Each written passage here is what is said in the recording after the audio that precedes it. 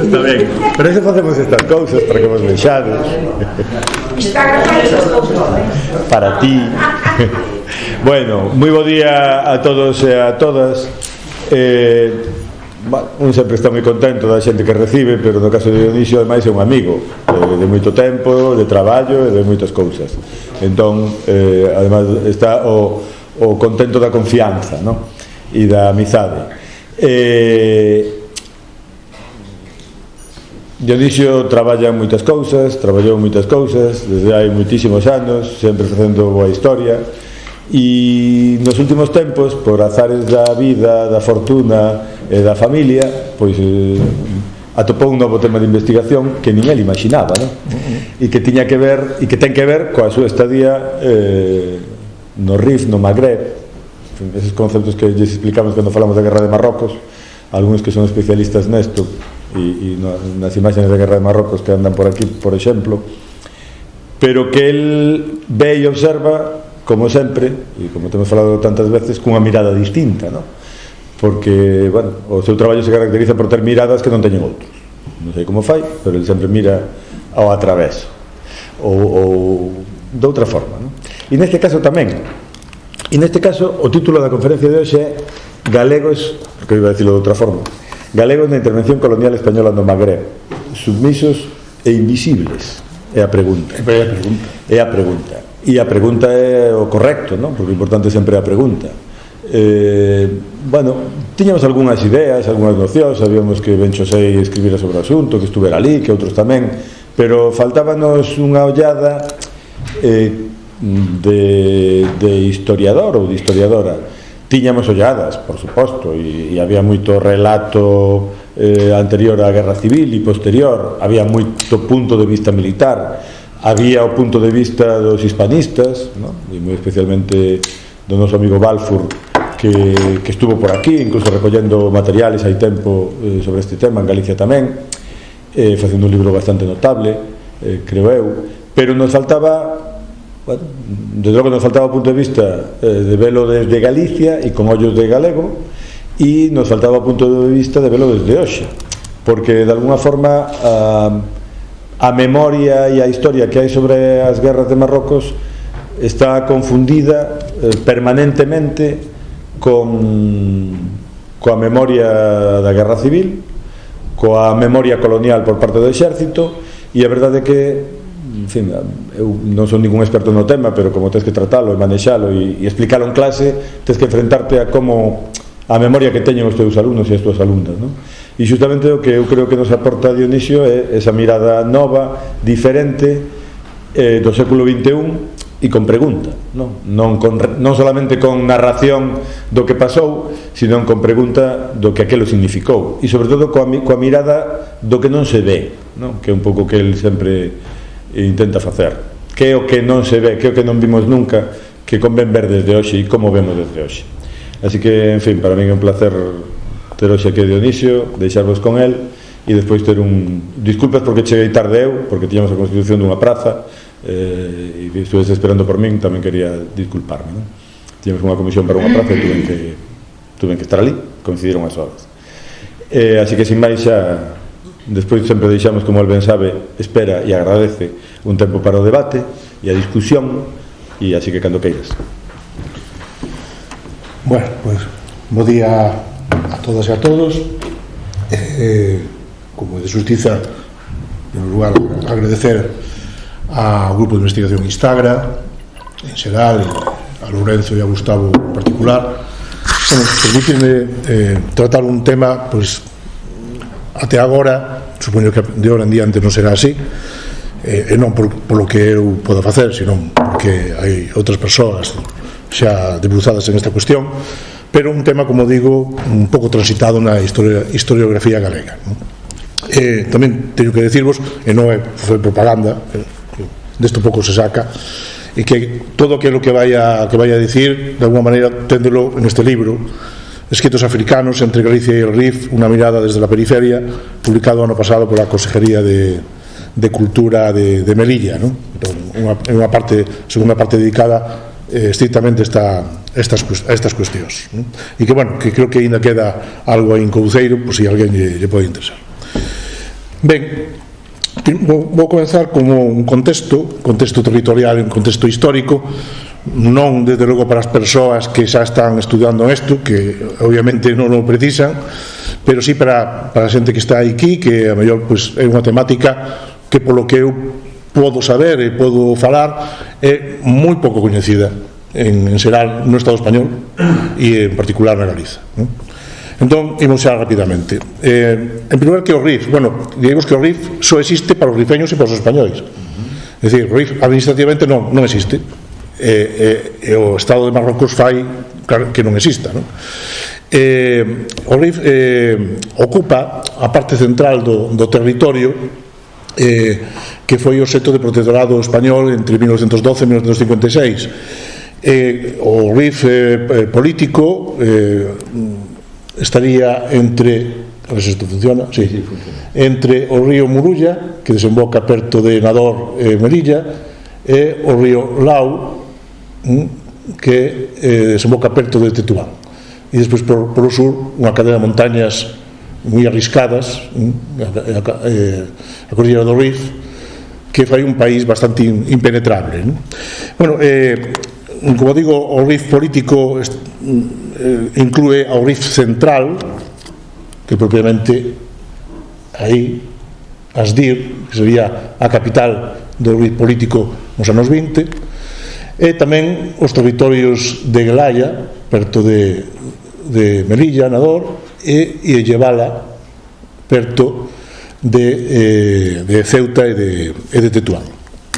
Ben, a presenza contemporánea de España no norte de Marrocos pues ven xa de comezos do século XIX, concretamente do segundo tercio do século XIX, no que España participa con outras potencias europeas no reparto de influencias no Magreb. O Magreb que sería o oponente do norte africano, non? A rebeldía das cávilas rifeñas xa desde daquel intre, contrarias a ser asimiladas polo colonialismo hispano, deu lugar á intervención, como sabedes, do exército español, que comenzou primeiro coa toma de Tetuán en 1959 e rematou en maio de 1927 coa rendición das cávilas rifeñas e de Llevala, o que prácticamente hubo 70 anos de insurxencia, é dicir, non sempre con a mesma intensidade, pero se pode decir que esos 70 anos non hubo realmente paz en ningún intre. Hai 4 intres en que esta confrontación se agudiza moi rapidamente.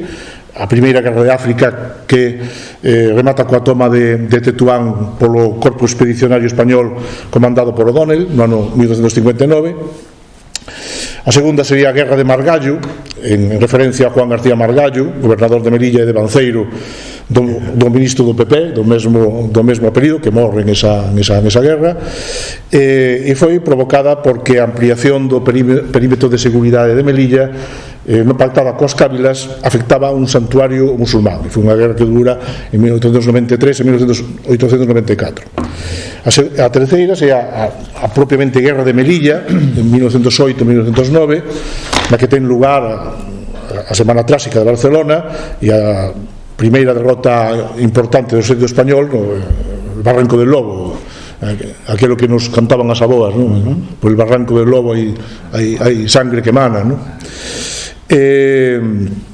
Esta confrontación foi provocada pola explotación non consensuada coas cávilas dunhas minas de ferro de capital español nos montes do Ixán, próximos de Melilla. Por certo, un dos principais accionistas destas minas era Clemente Fernández, o devanceiro do grupo Fernández de Pescanova, non? A primeira acumulación de capital deste grupo foi aí nas minas do Ixán.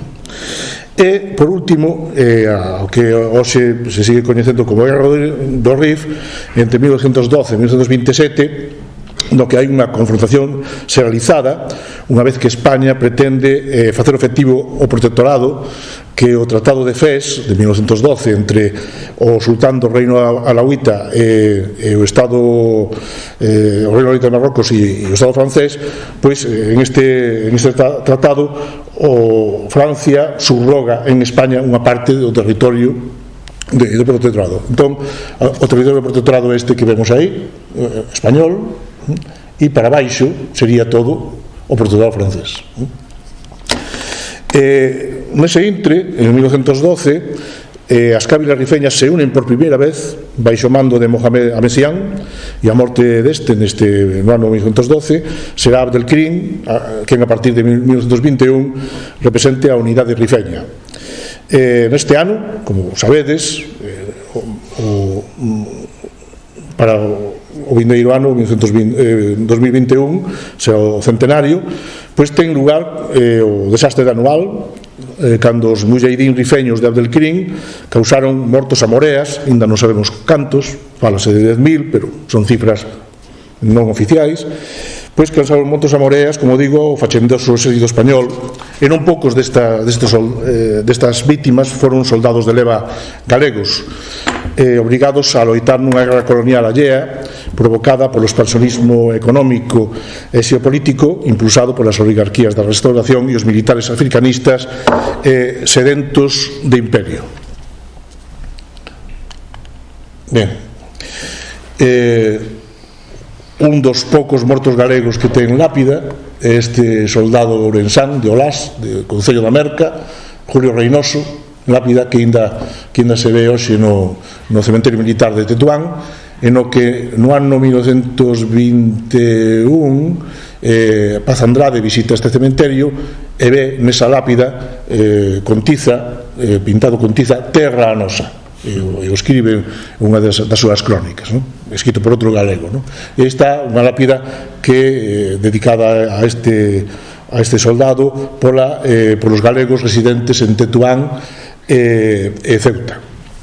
Ben, descoñecemos non só canta xente morren anual, descoñecemos tamén o número de compatriotas mobilizados durante toda a contenda desde os 70 anos, mas polo que podo ir sabendo deberon ser moitos, porque hoxe é difícil atopar unha familia de ascendencia humilde, subliño eso, ascendencia humilde, sen lembranzas de algún devanceiro naquele inferno.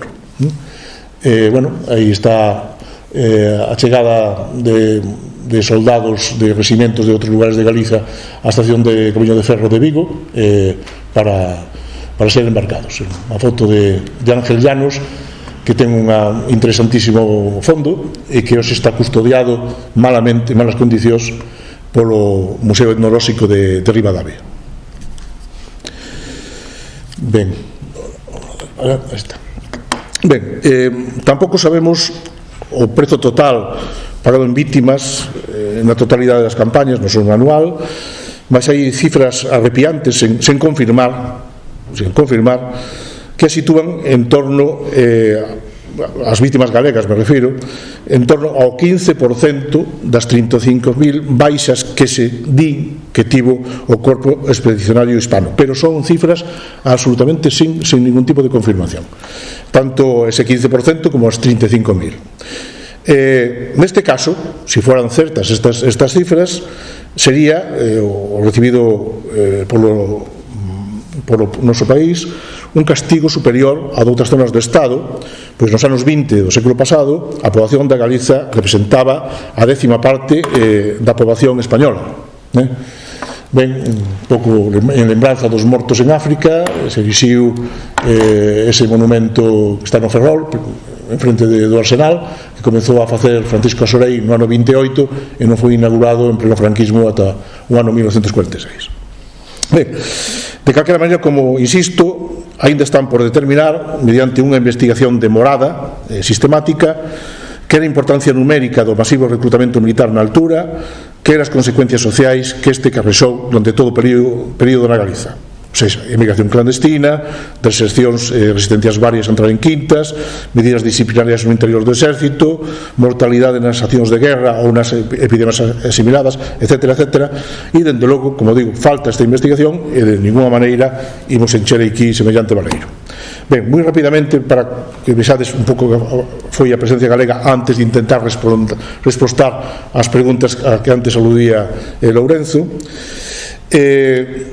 o contingente de soldados galegos de recruta no exército colonial é importante xa dende o comezo da primeira intervención española mediados do século XIX. atopamos unha primeira referencia á presencia galaica no coñecido diario de un testigo de la guerra de África, publicado en 1859 polo ilustre patriótico cronista desta contenda africana Pedro Antonio de Alarcón. Entre estos galegos, en este caso militares profesionais, estaba o médico de Celanova Cesario Fernández Losada, que atendeu ao propio O'Donnell en campaña, e o tamén orensán Nicolás Soto Rodríguez, moi achegado na milicia e na masonería ao general Prim. Segundo aquela publicación pioneira en galego, estaba en Compostela, titulada O vello do Pico Sacro, que narrou por entregas os episodios do conflito, con gran ardor patriótico hispano, ainda que estaba en galego. Pois entre a tropa galaica había a tropa galaica sufriu bastante esta contenda e sobre todo, máis que a propias confrontacións bélicas, unha gravísima epidemia de cólera. Ben, posteriormente podemos albiscar a letra miúda dos tráxicos sucesos de 1909 a través da interesante correspondencia enviada por algúns soldados galegos aos seus familiares e publicada no xornal compostelán Gaceta de Galicia, e tamén polas crónicas moi interesantes publicadas no xornal ferrolán El Correo Gallego. Por aquel entón se distinguiron na defensa do melillense forte de Rostro Gordo, de triste memoria, que é o lugar de morte depois na Guerra Civil. Pois en esta defensa distinguiron os expedicionarios do Regimiento de Infantería Ceriñola número 42, radicado en Ourense, e no que estaba o fillo de Emilia Pardo Bazán, Juan Jaime Quiroga, aí en esa fotografía do arquivo da RAC, que ten un fondo pequeno pero interesante, precisamente procedente de doña Emilia Pardo Bazán. Coa proclamación no ano 1912 do protectorado nos territorios de Llevala, Ourife e Guelaia, a militación española fíxose a cada máis agresiva para desembocar na sanguenta contenda hoxe coñecida como a Guerra do Rif, cusas boquexadas aínda se estenderon ata o verán de 1927. Entre a multitude de soldados das quintas ou dos corpos de voluntarios que pasaron polo norte de Marrocos, neses 15 anos, moitos milleiros deles eran galegos. A prensa daquel tempo, tamén ali outra fotografía da Fonte da RAC, un tanto de brincadeira, pero bueno, hecho que hai. A pesar daquele tempo, como digo, recolleu as despedidas multitudinarias que se lles fixeron ás distintas unidades militares que tiñan guarnición en localidades galegas e partían para o norte de África, maiormente desde o porto de Vigo.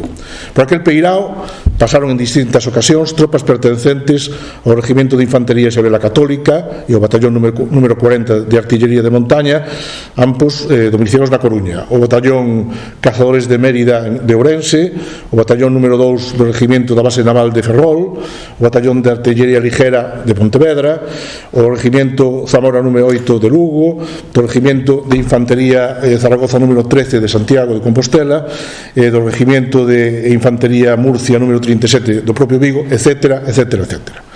Ben, aí está outra fotografía de Ángel Llanos na despedida do barco Guillén de Sorolla, dos soldados que iban para África, igualmente a la arriba, a foto número 8, e despois o Regimento Murcia, o Regimento, agora me vou referir un poquinho a él, no posto militar de Miscrela, onde estiveron Valentín Paz Andrade e José María Masó, que andan por aí entre esos soldados. Ben, nestes regimientos partiron rumbo Ceuta e Melilla persoas relevantes no devalar da cultura do país, como Rafael Dieste, Otero Spasandín, José María Brea Segade, Amado Villar ou Jesús Romero, que o fixeron no Regimento Zaragoza, aquí de Santiago, o 28 de xullo de 1921, tras o desastre de Anual. Aos poucos, o 30 de agosto do mesmo ano, marchou co Regimento Murcia, que estaba en Vigo, unha morea interclasista composta por 1.200 homes ao mando do tenente coronel Lino Cordal, entre os que estaban veciños moi coñecidos da cidade, como o abogado Valentín Paz Andrade, José María Masó, Javier Sensat, Carlos Alonso Lamberti ou Felipe Alonso Santo Domingo, de coñecidas familias vinculadas á industria pesqueira e conserveira. Está Paz Andrade, en Tetuán, José María Masó, a dereita co dedo vendado.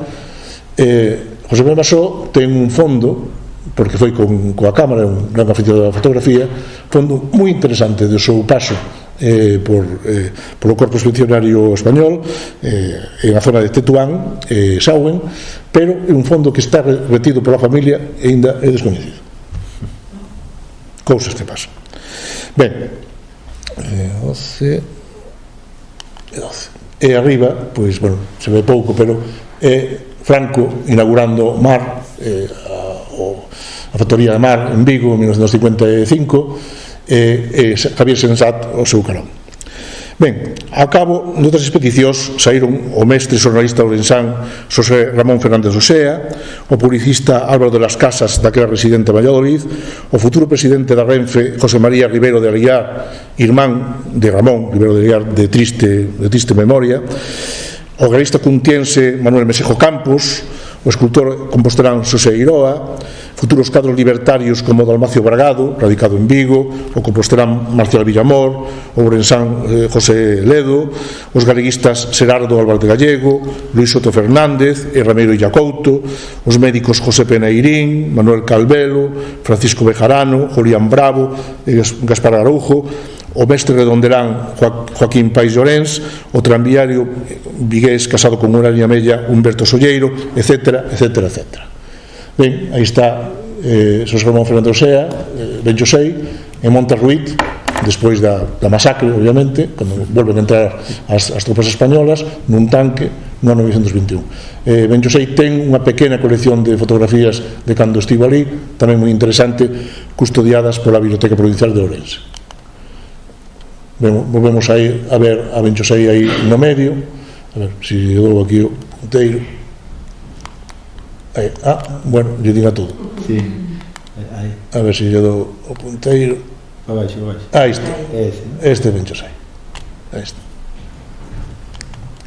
O Teros Pasandín, unha pouco coñecida imaxe súa feito por un diseñador italiano, Attilio Rossi, no exilio porteño, e aí está Humberto Solleiro, do fondo Nomes e Voces, que conviría de vez en cando darlle unha volta, porque entre as múltiples fotografías familiares adoitan aparecer fotografías cando se fai o servizo militar, e algunhas delas si teñen que ver coa guerra de África.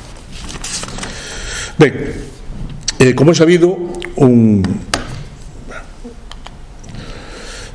bufeixe de mandos militares profesionais con ascendencia galaica destinados en África son dabondo coñecidos e valorados na actualidade, por desgracia, en non poucos organismos militares. Destacan os 6 galegos que figuraron entre os 17 mandos fundacionais do Tercio na súa creación alá por 1920. Francisco Franco, Millán Astrai, Camilo Alonso Vega, José Candeiras Estelo, Álvaro Sueiro Vilariño e o manchego afincado na Coruña, Carlos Rodríguez Fontanes. En Melilla tamén coincidiron diversos militares profesionais oriundos do Ferrol e a Coruña, como Luis Aizpuru, que sea alto comisario do protectorado entre 1923 e 24, o asistente do general Sanjurjo Pablo Martín Alonso, o mariño Ramón Fontela Maristani, o coronel Luis Pareja, moi activo no centro gallego merillense, o salmantino aficado na Coruña Enrique Salcedo Morinuevo, etc. Tamén destacou o enxeñeiro militar José Vigués, José de la Gándara Cividanes, que fixo múltiples edificios civiles e militares en Melilla e Nador, e concretamente foi a que deseñou a actual Praza de España e o fermosísimo edificio Art Deco do Ayuntamiento do Concello de Melilla. Tamén destacaron médicos militares como Alfredo Pérez Biondi, en diante alcalde de Vigo e de Astrada, o compostelán Mariano Gómez Ulla, que deu nome ao Hospital Militar de Tetuán, o pontevedrés da Alhama, Manuel Gómez Durán, director do Devandito Centro.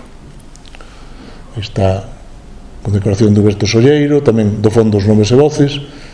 Aí está Salcedo, Enrique Salcedo Morinuevo, en unha tremenda fotografía, pouco antes do golpe militar. Aquí está Salcedo, o gobernador Pérez Carballo e a súa muller Juana Capdevila, bueno, e o alcalde Suárez Ferrín. tamén do fondo Noves e Voces, unha fotografía impresionante. Luis Saez Puro, Hospital Militar Comezulla de Tetuán.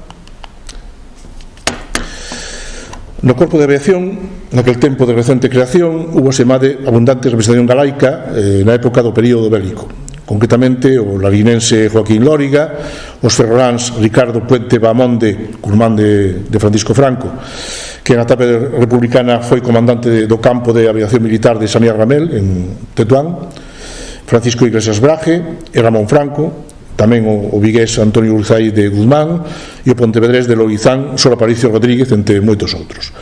Este último Sol, destinado como mecánico no campo de aviación de Celuán, próximo a Nador, caeu prisioneiro dos rifeños tras a masacre de Monterruit e pasou 20 meses de inferno tanto en Nador como en Asdir. Está Ricardo de la Puente Bahamonde, depois falaremos un poquinho del, e Francisco Iglesias Braje. Tamén tiña ascendencia galaica o tenente de alférez do regimiento Ceriñola, Luis Casado Escudero, pois nacera en Vigo, malia que a residencia familiar estivese na Puebla de Sanabria. Casado fíxose moi coñecido daquela, pois foi o único oficial que saiu vivo da posición de Igueriben, cuxa caída, tras mes e medio de asedio, propiciou o desastre de Anual. Cautivo así mesmo en Asdir durante 18 meses. Tras a súa liberación, Casado escribiu a Odisea nun libro, que vemos ali, que tivo sucesivas reedicións, e aí nos anos 90 volveu a haber outra edición. En este libro aporta o dado de que dos 30 prisioneiros supervivintes da súa compañía naquel lance desgraciado, 5 eran galegos originarios de pequenas localidades das provincias de Lugo e Ourense. E tamén podíamos incluir entre os cuasi galegos os seus vínculos familiares ao fidalgo José Cavalcanti de Alburquerque, comandante general de Melilla no ente do desastre de Anual, e casado coa filla de Emilia Pardo Bazán, Blanca Quiroga. Tamén é do fondo do arquivo da RAG. Cavalcanti Franco, Sanjurjo e Primo de Rivera. Agás unhas poucas individualidades como as que citamos, destas dúcias de milleiros de sorches non quedará máis memoria colectiva que a que aínda atesoura a súa xente achegada. Nas correspondencias familiares, de seguro fican non poucos anónimos testemunhos do seu padecemento, tal que o cerdedense de Cabenca, José Varela Pérez, que o 14 de agosto de 1924 escribía dende Tetuán: aquí, en el campo de batalla, fue una calamidad. Muchos batallones se perdieron. Un amigo mío fue a ayudar a su batallón. ¿Y qué día fue? La compañía de él entró en fuego, 5 muertos a la bayoneta. Allí quedaron todos muertos. El compañero era de Pontevedra. Primero llevó un tiro en una mano. El pobre gritaba que lo curasen allí, que no podía escapar. Cuando iba a escapar, creyendo que escapaba para su compañía, escapó para el enemigo. Allí lo mataron a él y a toda la compañía, y que quedó allí muerta. Solo quedó un teniente que escapó. Muchos quedaron sin vida. Mi batallón tuvo mucha suerte que lo cogiesen en la plaza. No se puede salir para el campo porque si salimos en el camino nos liquidan y un batallón pronto se pierde, de manera que estamos bien en la plaza. Bueno, estas son fotografías, las múltiples que se pueden atopar, de soldados galegos, algún con un trazo orientalista, algunos coñecidos, outros descoñecidos. Ben, en resumidas contas, xa para rematar esta temática da participación galega, esta participación nas guerras de África foi transversal, dende a fidalguía até o campesinado humilde. Porén, obviamente, predominaron as capas populares, rurais e urbanas, maiormente desistidas de medios económicos e de padriños para evitar ir ao campo de batalla a carón dos visitares profesionais. Como sabedes, un podía librar da mili pagando 2.000 pesetas ou 1.000 pesetas según si se reducía a 6 meses ou un ano. E bueno, na Galicia non hubo moita destas redencións. En Cataluña sí. Na Galiza, digamos, se utilizaron outras vías que agora me referiré a ela. Ben, entramos xa na temática de submisos ou resistentes.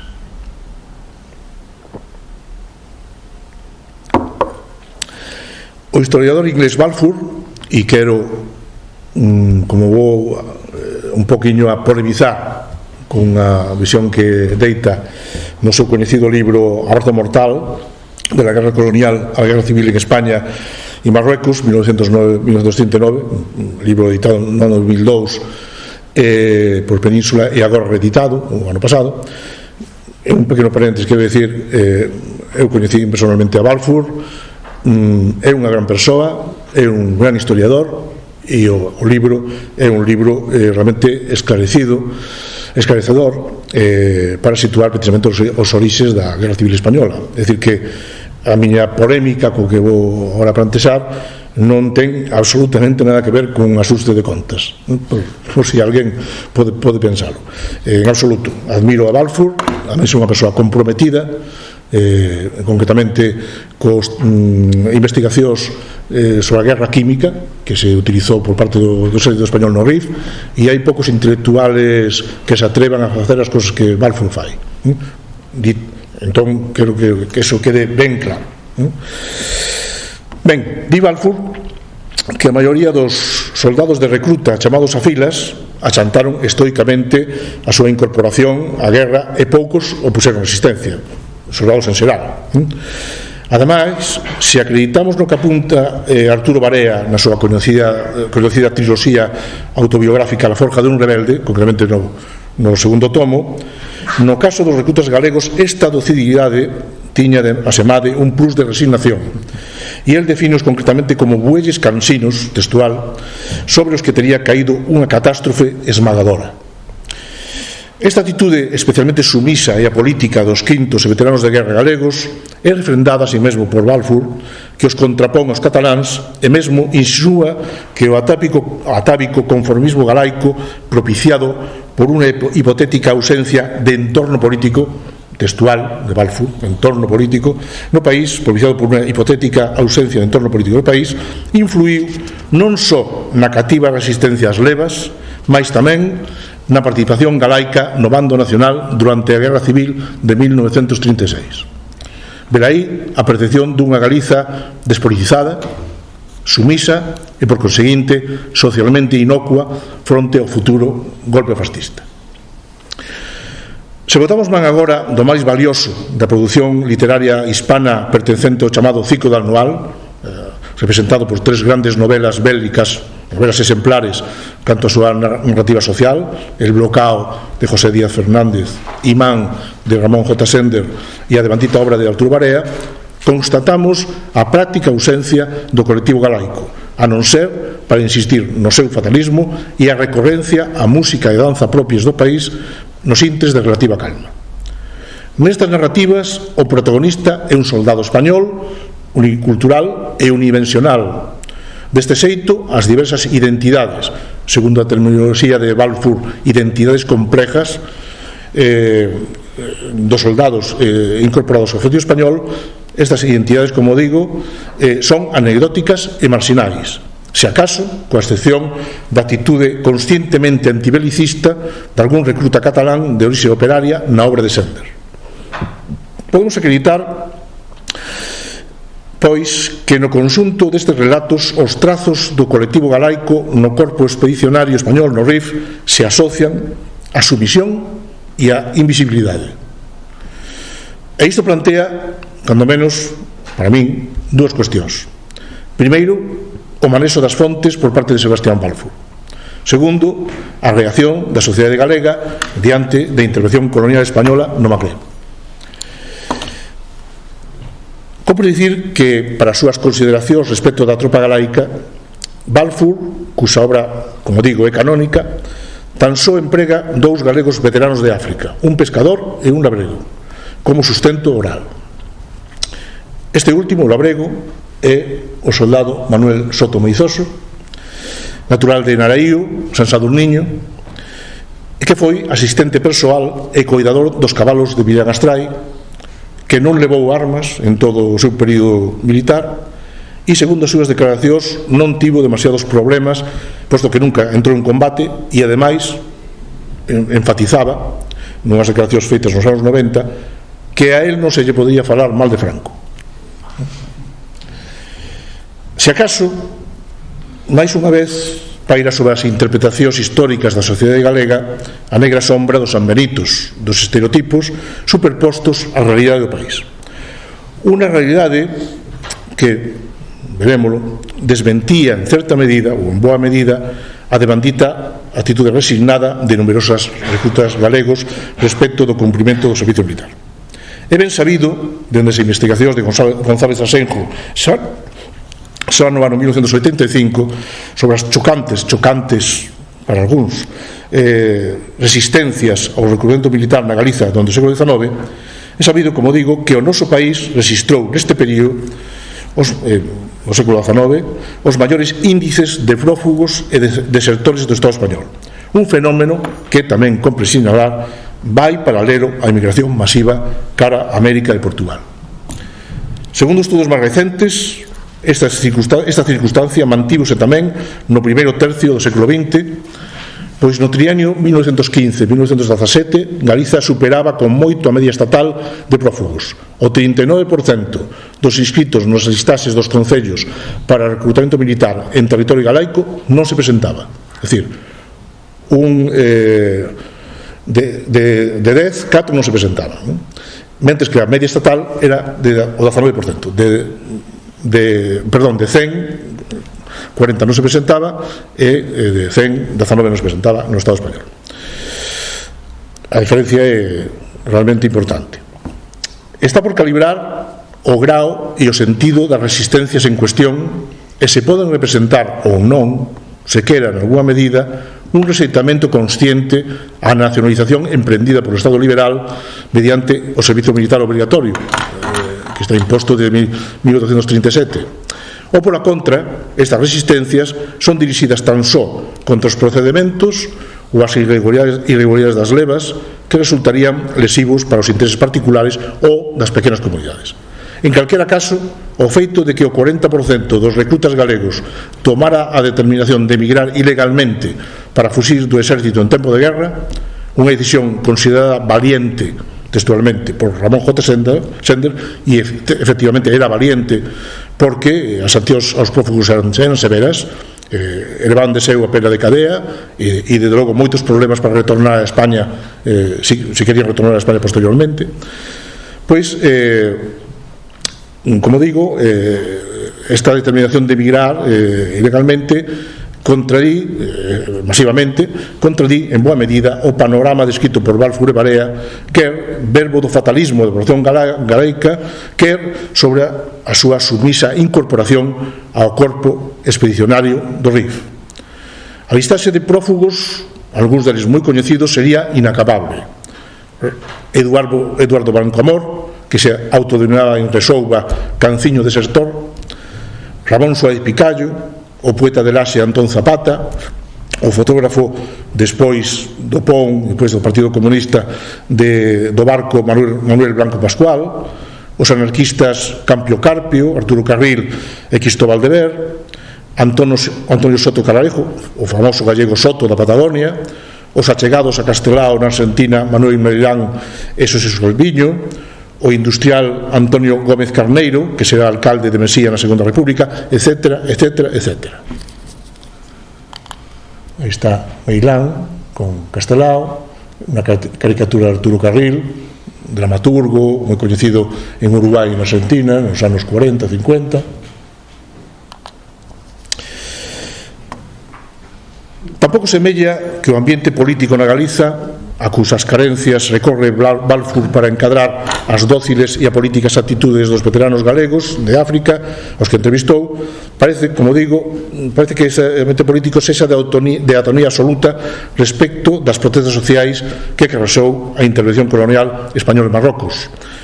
Tendo en conta que o apoio popular á debatida intervención foi progresivamente diminuindo entre 1859 e 1921, en 1859 o patriotismo español, por decirlo así, está presente en toda a sociedade galega, prácticamente igual na Guerra de Margallo, pero a partir de 1909, ou máis concretamente a partir da última guerra de independencia de Cuba, o fervor popular prácticamente desaparece e no ano 1921 non era prácticamente inexistente. Como digo, tendo en conta esta diminución progresiva do apoio popular á intervención española, si é certo que a sociedade galega estivo dividida ao respecto neste período. Concretamente, apoiaron a intervención todo o aparato partidario da Restauración, todo o aparato dos concellos, algo totalmente incuestionable, como tamén o apoio incuestionable de segmentos relevantes da sociedade galega, como foi a patronal pesqueira e conserveira, as cámaras de comercio, os círculos mercantís, os casinos, a prensa conservadora e inicialmente o agrarismo católico. Vemos concretamente unha manifestación agraria voluntaria del CRIN Mondoñedo no 22, aí non se ve, pero nas pancartas din abaixo, abajo del CRIN, Galicia para los gallegos, muera Benio Riaguel era a cábila del CRIN, e outra xa hai na praza de Mondoñedo. Bueno, estas son fotografías que teñen as familias. Estas me deron unha charla que di en Lugo, apareceu unha persoa, mira, isto estaba na casa e tal. Entón, digo isto porque as persoas que interesen esta temática, as familias ainda teñen un acervo moi importante, tanto de correspondencia como de fotografías, e cumpliría facer unha pescuda ao respecto. Ben, como digo, o agrarismo católico apoiou tamén de maneira indisimulada, e tamén, xa un pouco máis sorprendentemente, o agrarismo de Solidariedade Gallega, non? E todo este conglomerado apoiou un mesto tecido caritativo patriótico liderado por las comisiones de damas e de nais de reclutas de distintas unidades militares. Este soporte incondicional chegou mesmo a diáspora galega de Alemar, onde hubo periódicos relevantes que alentaron o patriotismo hispano, caso do Diario Español de La Habana, dirigido polo ferrolán Adelardo Novo. Pola contra, tras a derradeira guerra de independencia de Cuba, en un contexto no que emerxen aos poucos o movemento operario, o galeguismo político e o republicanismo urbano, amplas capas de población galega, maiormente de estación popular, mais tamén da pequena burguesía urbana e vilega, confrontaron a presencia militar española no norte de África. A cabeza desta oposición situouse, como de prever, xa dende a derradeira década do século XIX, o cativo obreirismo de influencia anarquista, socialista e republicana. Posteriormente, a cometos dos anos 20 do século pasado, o nacionalismo primisenio e importantes segmentos do agrarismo compartirán a visión antibelicista defendida pola prensa operaria e liberal, ben representada neste aspecto por o xornal Galicia, fundado por Valentín Paz Andrade, que liderou as críticas contra o militarismo colonial hispano, mesmo nun contexto tan pouco favorable como a ditadura de Primo de Rivera, e sufriu por eso, sufriu concretamente desaparecer o periódico. Ben, a título de exemplo, de carácter local, existen abundantes referencias das continuas movilizacións operarias e cidadáns que a contenda do RIF provocou na clerical urbe compostelá en todo o período comprendido entre 1909 e 1923. En outubro de 1919, velaí a denuncia por parte de Lucha Social, voceiro do movemento operario de Santiago, denuncia da masiva emigración inducida pola impopular contenda, da responsabilidade dos, textualmente, grandes capitalistas e o elemento imperialista que a toda costa desea a guerra, e tamén a chamada deste voceiro a protesta para impedir a marcha de máis soldados seguindo o regueiro do acontecido no ano 1909 en Cataluña, cito textualmente, haciendo justicia a los que sin más miras que las que les dicta su egoísmo y su medre personal conducen a tantos ciudadanos a ese volcán del Rif donde tantas vidas ignominiosamente se inmolan. Tampouco, vale que non faltaron, como se ve, posicionamentos agraristas a prol de intervención hispana no Magreb e contra a figura del CRIN, a combativa Confederación Regional Agraria do abade Basilio Álvarez non foi allea tampouco esta cuestión e incluiu en numerosos comicios a reivindicación do cese da Guerra de Marrocos ao longo dos anos 1922 e 23. Eis o importante mitin antiforal celebrado en Vigo no verán do ano 22 ou a reivindicativa do 1 de maio de 1923. Ao cabo, o ecoar do conflito rifeño chegou así mesmo ás sociedades de migrantes galegos constituídas na outra banda do Atlántico, concretamente na Argentina, a Federación de Sociedades Gallegas de Bos Aires deu un artellar correndo en 1923 un comité de liberación agraria que, a máis de organizar a solidaridade coas víctimas das asociacións antiforais de Sobredo, en Tui, tamén reclamou o abandono do norte de África e a plena asunción de responsabilidades polo desastre de Anual. Así, nun intre de radicalización contra a ditadura de Primo de Rivera durante os anos 1925 e 1926, o periódico da Federación, El Despertar Gallego, chegou a proclamar a súa esperanza na victoria dos rifeños fronte ás tropas españolas para así provocar a caída do ditador e o advento dunha república. Mesmo nas multitudinarias despedidas ás tropas no Porto de Vigo que vimos antes nas fotos de Llanos, no verán do ano 21, mesmo en esas despedidas fixo presenza a situación antimilitarista. Daquela, un capazote da Guarda chamado Xoan Noia, despois moi coñecido durante a Segunda República, o seu irmán Manuel foi alcalde e vilmente asesinado. Pois Xoan Noia, que comezaba o seu roteiro libertario naquele intre, foi detido canta outros dous compañeiros cando repartía follas volandeiras contra a guerra, mesmo nese peirao que vimos anteriormente. Nos embarques hubo un caso ben significativo que desminte de vez o tan socorrido discurso da resignación. Correndo o 23 de agosto do ano 23, un cabo natural de Burgo, na Coruña, chamado José Sánchez Barros, que xa desertara antes atrás fuxindo a Cuba para logo regresar e ser incorporado ao Regimiento de Infantería de Navarra con guarnición en Lleida, Sánchez Barros encabezou en Málaga a revolta dun feixe de soldados cataláns, vizcaínos, guipuzcoanos e navarros contra o seu embarque por o porto de Melilla. Antes de ser sufocadas as tirapuxas, morreu un suboficial, polo que Barros e outros compañeiros pasaron por un xuicio sumarísimo que les condenou a ser fusilados de inmediato. A nova deu lugar a numerosos pronunciamentos estendidos por todo o Estado español contra a plena capital, mas tamén contra a continuidade da Guerra do Rif. Deles salientaron as movilizacións na Galiza con Coruña e Vigo a cabeza. Na capital herculina, unha xuntanza de forzas vivas presididas polo alcalde e apoiada pola Federación Local Obrera da CNT coruñesa derivou nun paro espontáneo e masivo de todas as actividades cidadáns en demanda do indulto real. Cando este chegou en plena noite e co goberno civil asexado por milleiros de manifestantes, isto ainda me contaban a mí nos anos 70 os vellos anarquistas, un destes episodios que ficou na memoria colectiva, toda a noite o goberno civil rodeado de xente. E cando este chegou, os cenetistas convocaron para o día seguinte folga xeral e un mitin na Praza de Touros co gallo de exixir o abandono de Marrocos e amnistía total para os obrigados en Málaga. En Vigo, onde as manifestacións tamén foron importantes, un editorial do Xornal Galicia titulado El rebelde gallego indultado daba conta dun entorno político ben distinto ao que atribuye Balfour ao país galego.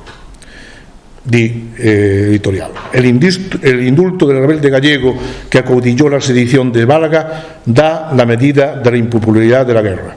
El país entero se hirió en demanda de perdón, porque el gesto de Sánchez Barros respondió más que nada a la sugestión del ambiente. Pero tras la figura del cabo gallego estaba todo el país hastiado de todos los espectáculos de sangre y de dolor que son la cohorte trágica de la guerra.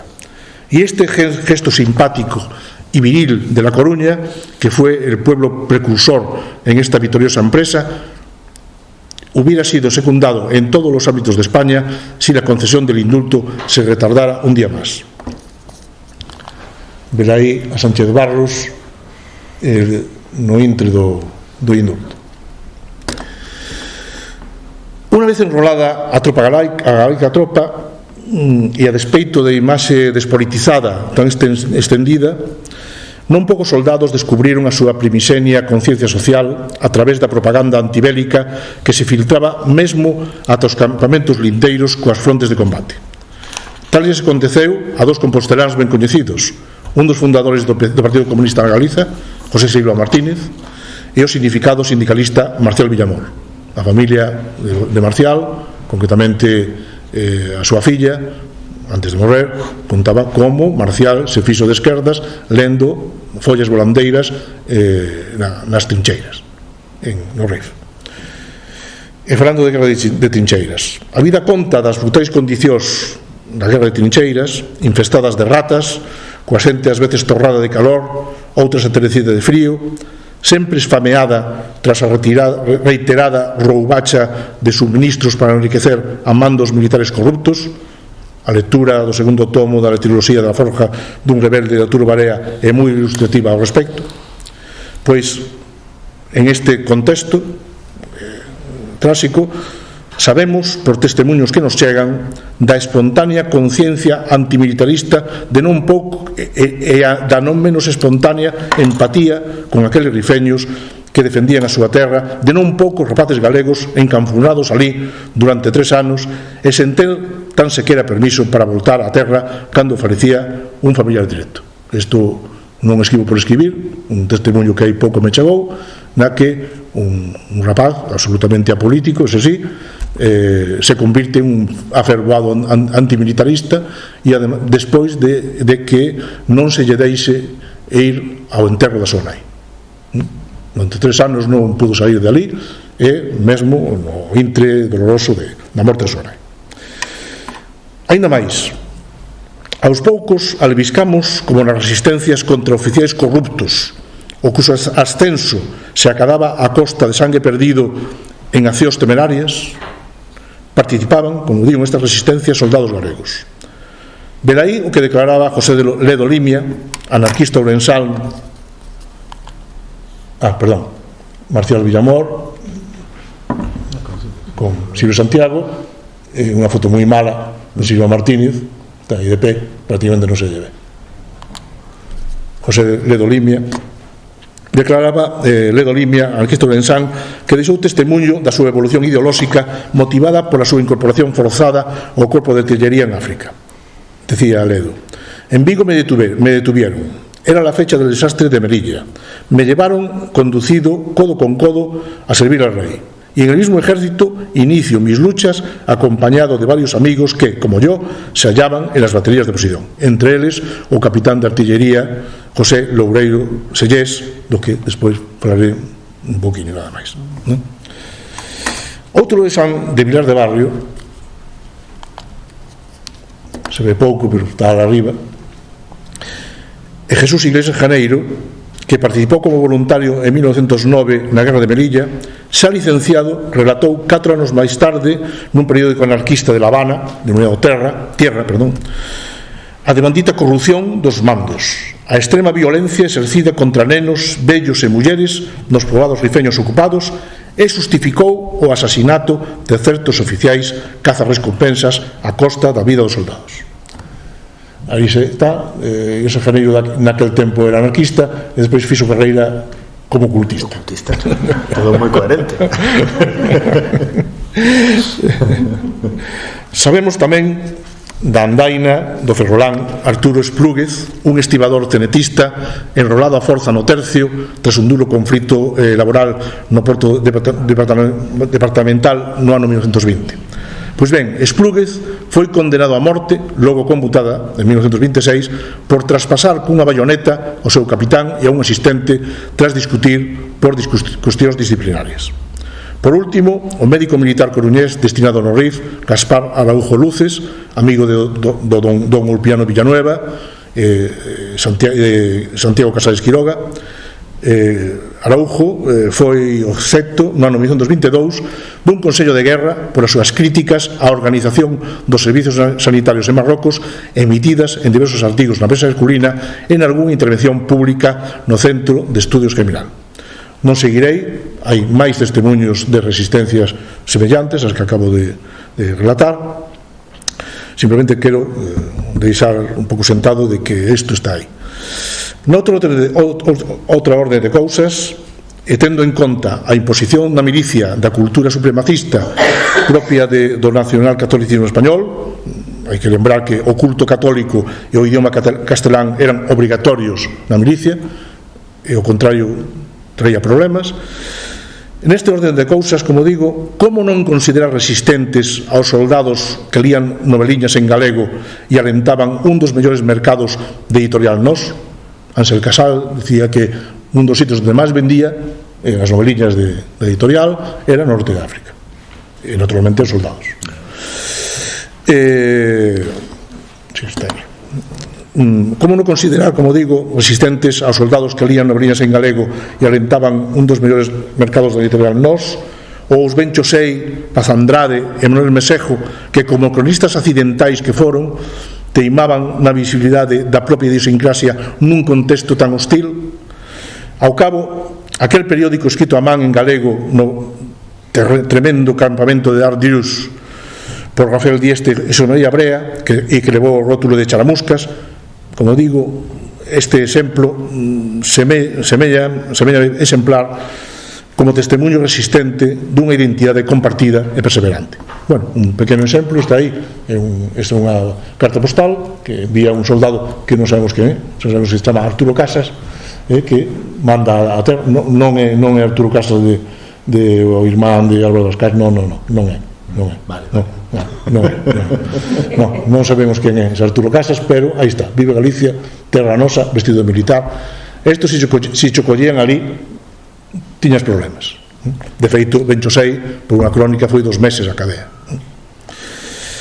Ben, e xa entramos nas conclusións.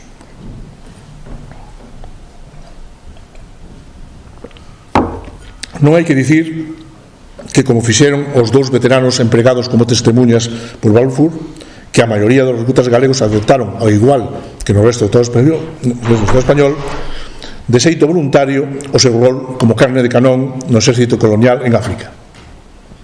Isto está claro.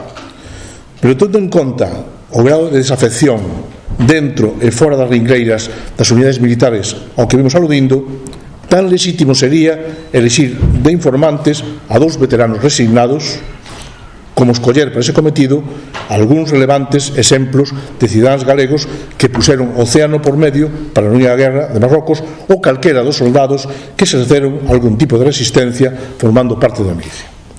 Se acaso, podríamos acreditar en que, transmutando uns testemunhos por outros, as consideracións do, repito, por outra parte esclarecedor traballo de Sebastián Balfour, as consideracións, como digo, serían ben distintas.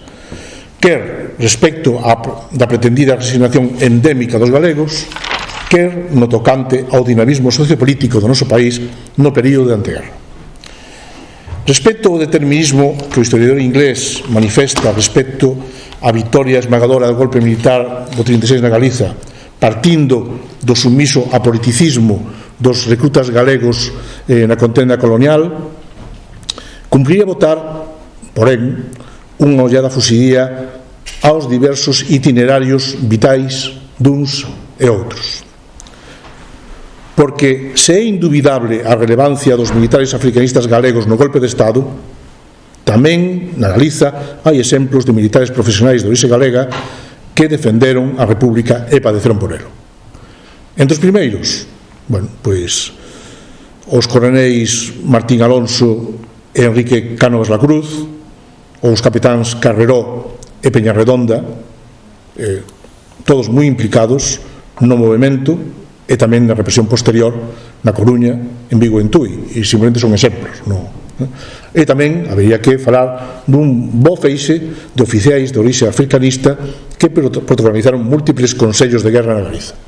Isto é unha cuestión ainda por estudar, pero simplemente cotexando algunhas das persoas que estuveron neses consellos de guerra, formaron parte dos consellos de guerra, o orixe africanista é moi fácil de ver. Na outra, na xente, os militares profesionais que defenderon a República do orixe galega, tamén podemos citar exemplos tamén coñecidos, como o coronel de artillería Adolfo Torrado na Coruña, aos devanditos cuasi galegos Salcedo Morinuevo e Casado, ou xa mencionados Ricardo Puente Bamonde, o curmán de Francisco Franco, que non se rendiu no momento do golpe e foi fusilado sen que o seu curmán se dera por enterado. Antonio Urzai de Guzmán, un aviador, Sol Aparicio, dos aviadores, os capitáns José Aranguren Roldán, o capitán da Guardia Civil, moi coñecido, en Barcelona, que foi un pouco o alicerce de que en Barcelona a Guardia Civil defender a legalidade. General, sí. Aranguren e Roldán, e os capitáns Justo Rodríguez Rivas de Berín, na miña terra, e José Loureiro Sellés, defensores un e outro de San Sebastián e de Sevilla, perdendo a vida precisamente por esta defensa. Justo, o Cabo Justo, que hoxe é unha celebridade en Berín, e José Loureiro Sellés, que foi fusilado por Queipo de Llano. Ben, no eido civil a diversidade de comportamentos tamén é notoria. Dun lado temos verdugos da zona de Víctor Lisquivén, unha foto moi interesante de Lisquivén aí ferido, José María Masó, o sanguinario falancista de Cabanas, Santiago García Rodeiro. E isto simplemente é unha simple achega, non é nada sistemático. Na outra banda, a dos represaliados, a listaxe é tamén moi ampla. Os de Banditos Ledo, Silva, Villamor, Soto, Teros Pasandín, Dieste, Paz Andrade, Benchosei, Solleiro, Bragado, Gómez Carneiro, os médicos comunistas Manuel Calvelo e Francisco Bejarano, e tamén está Gómez Carneiro, que foi alcalde de Mesía na Segunda República, no Dueso, e Ángel Nogueira, tristemente coñecido por unhas víctimas do terrible episodio do Boueva. Está a esquerda, Ángel Nogueira, tamén do fondo de Novos e Voces.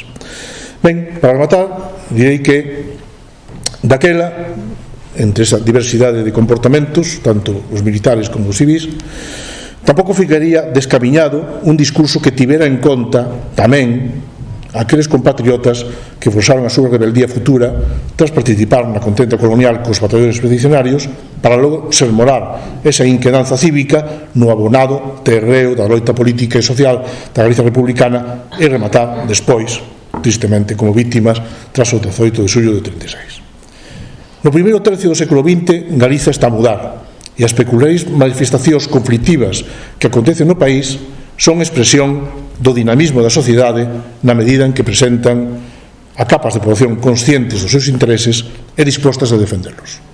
Neste contexto, a diversidade de comportamentos verbo das guerras de África é propio dunha sociedade complexa en mudanza acelerada. Xa ora, na súa interpretación, non se deberían descartar nin as constantes resistencias ao servicio militar obligatorio dende a súa implantación en 1937, nin un progresivo rexeitamento popular en distintos ámbitos das mouras consecuencias de intervención colonial no Magreb. Bueno, aquí remato. Gracias por a vosa atención. Gracias.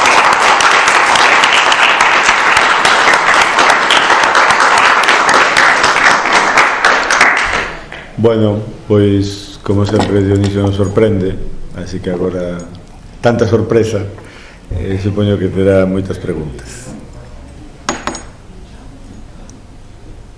E non quero empezar eu, que podo, así que dou vos tempo que empecedes. Así que empezo eu, e ademais xa te digo por onde vou a ir. É dicir, neste período que tú colles, collendo 1900-1936, por coller así históricamente un período, é ben visible, agora por todas as testemunhas fotográficas, pero é visible todo o protagonismo que as mulleres tiveron nas diferentes loitas ou rebeldías, fora no movimento agrarista, fora nas loitas de consumo, fora todo eso. Entón te quería preguntar, porque que a testemunha fotográfica, pois, si tamén no posicionamento contra a guerra porque tiñan fillos ou fillas ou mozos, perdón, fillos ou mozos ou todo isto, hubo tamén do que tú tes estudado unha presenza, non digo máis, presenza de mulleres nesas movilizacións.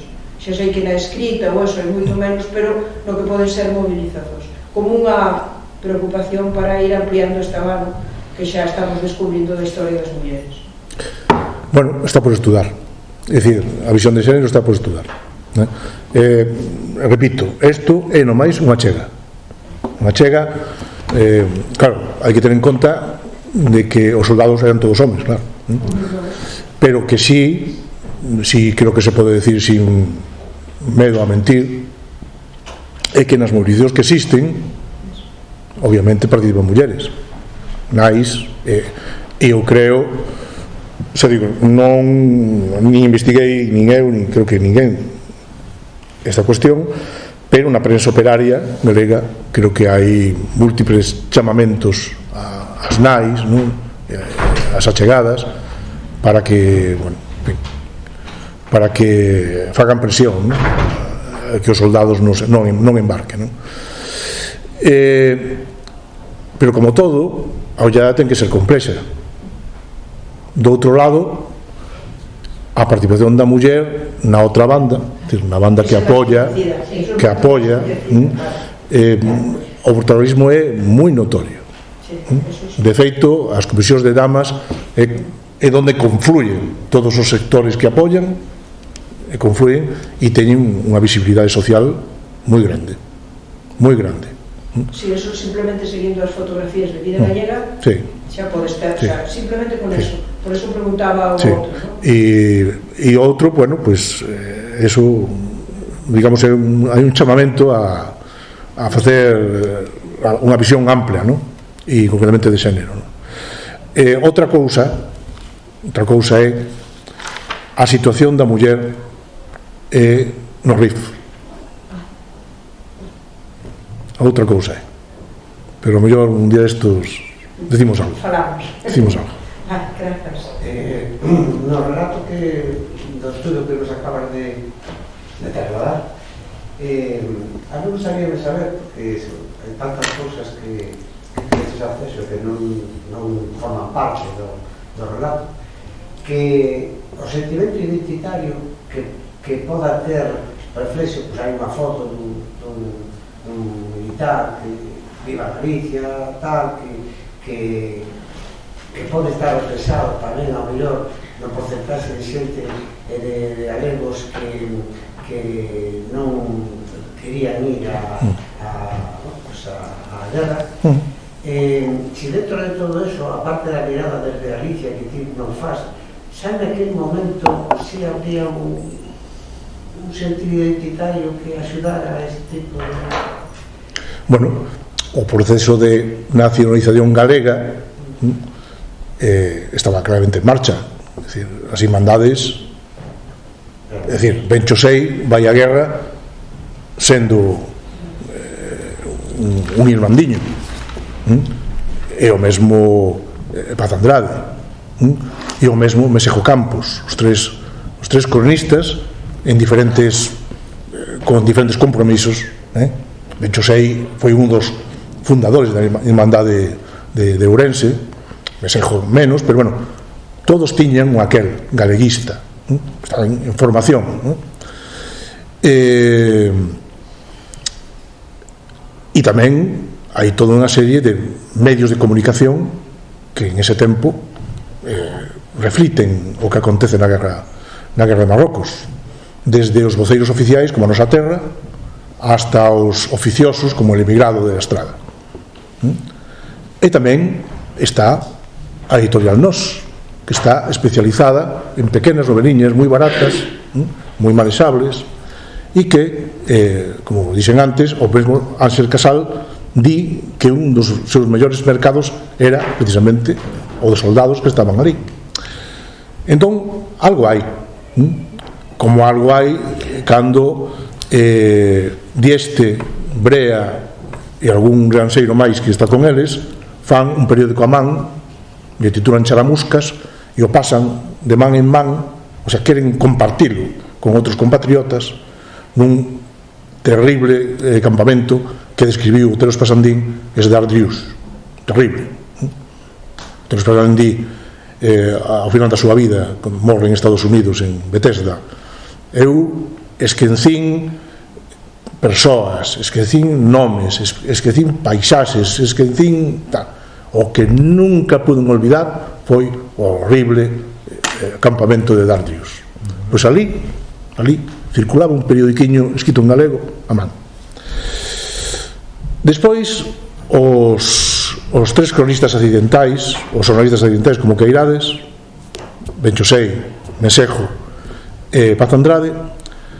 Os tres coinciden en que os recrutas galegos, e iso que tamén o recolle Sender e Barea, e lles chama atención a recurrencia dos soldados galegos a música e a danza, e que mesmo Paz Andrade, antes de morrer, que fan unha entrevista como se chama, bueno, nos anos 90, e lembra en unha entrevista, describe un episodio no que hai unha trifulca entre os soldados galegos cos soldados da meseta, porque uns querían tocar a guitarra e outros querían tocar a gaita, e aquilo remata mal, pero que o conte despois de 70 anos é que a cousa tivo importancia, era en Nadal, e que entón creo que a festa de Nadal quedou esnaquizada, pero fala desto tamén, non deste episodio, sino de outros moitos, outras tal, benchos aí, fala Sender, fala Barea, e ainda máis, chamalle a atención de que os galegos, así como todos tocaban os aragoneses, cada un tiña e tal, os galegos, aparte de tocar, bailaban, e ademais se xuntaban cos rifeños bailando, os rifeños do exército colonial español, claro, dos regulares, e que, máis aínda, nesa trifulca que describe Paz Andrade, os rifeños toman parte na rifulta, como se chama, apoiando os galegos. Bueno, con isto son simplemente pinceladas, e son cuestións que obviamente hai que incidir moito máis, son sensacións, impresións que nos permiten botar, por decirlo así, un azó, pero bueno, anímicamente moi interesantes no proceder da xente. Sí, pero hai que saber máis, hai que saber máis, é dicir, isto simplemente é un incentivo, pero que si semella que estas cuestións, vamos a chamar identitarias, tiñan unha certa relevancia, posto que, por lo menos, os tres cronistas galegos e dos novelistas españois máis importantes que escribiron sobre a guerra fan mención desta cuestión.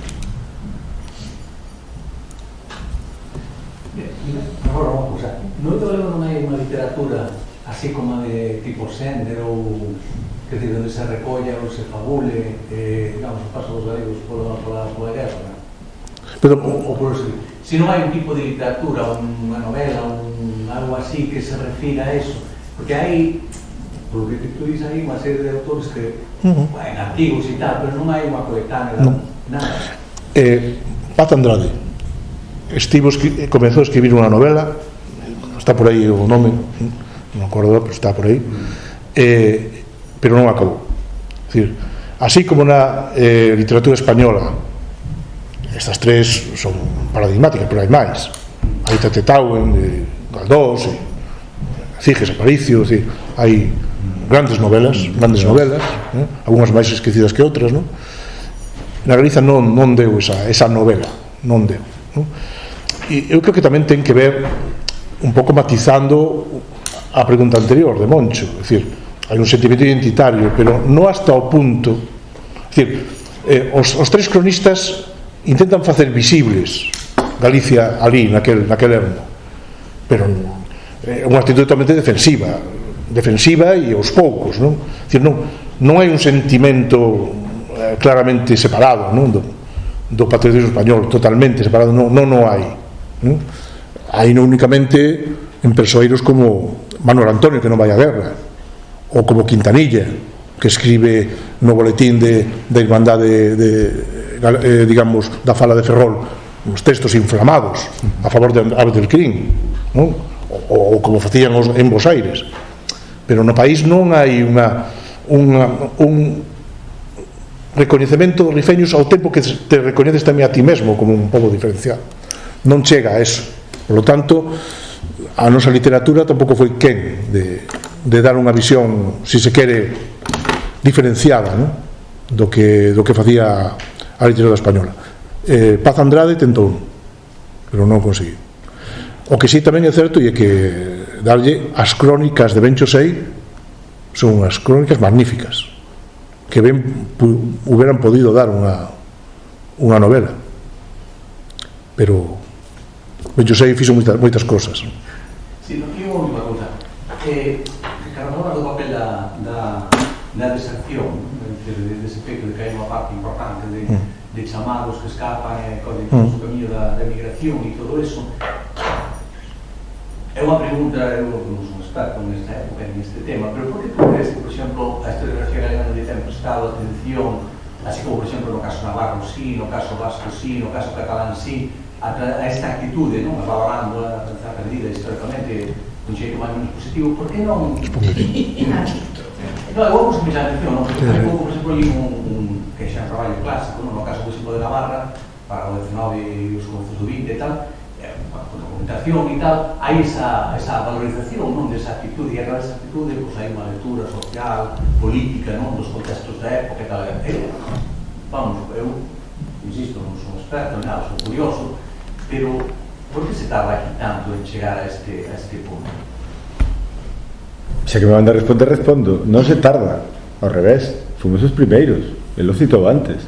Hai un libro de Asenjo e unha tesina de Balboa do ano 84 que dan conta desto dunha forma moi notable, porque era coñecido cando un estudia o mundo rural ou cando un recorda a súa memoria familiar, sabe que a xente iba a Cuba en vez de ir a África.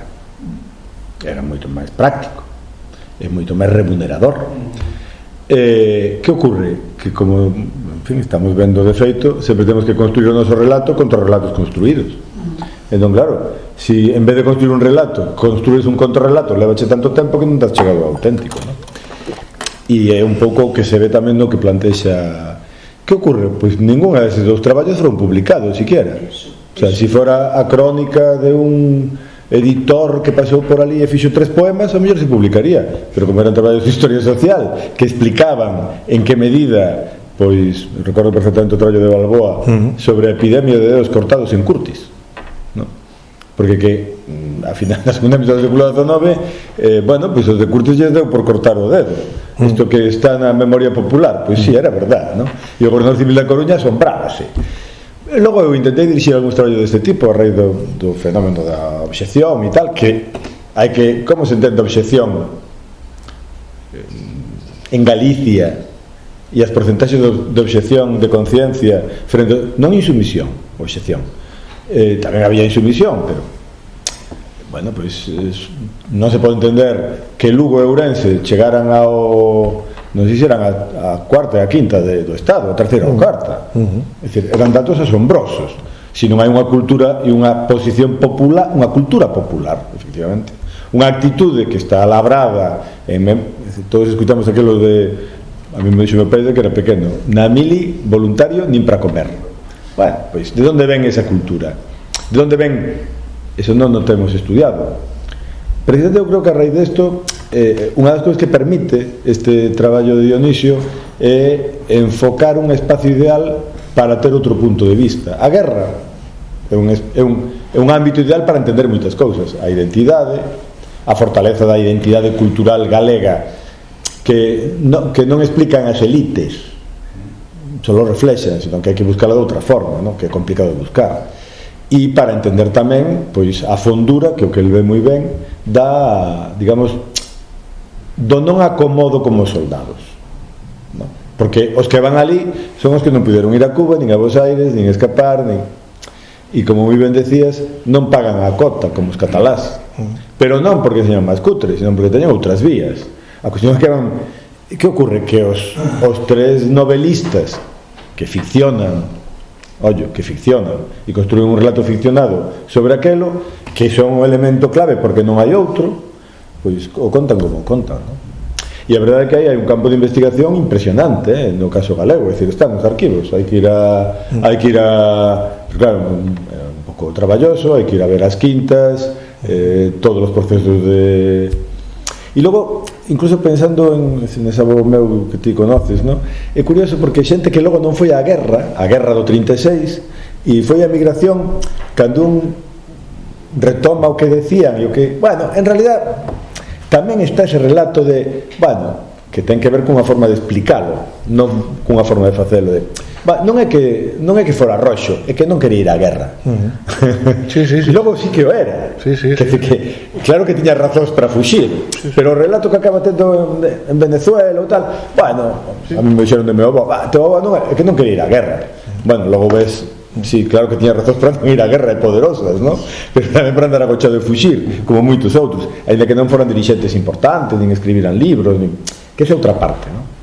De feito, a raíz dos estudios sobre a Primeira Guerra Mundial, unha cousa que vemos, en fin, e con Aurora traballamos moito sobre este tema, e unha cousa é a guerra dos cultos, e outra cousa é a cultura de guerra, e outra cousa é a guerra que fai a xente. Son tres cousas distintas. Non chegar á guerra que fai a xente, como das mulleres que te preguntabas, non?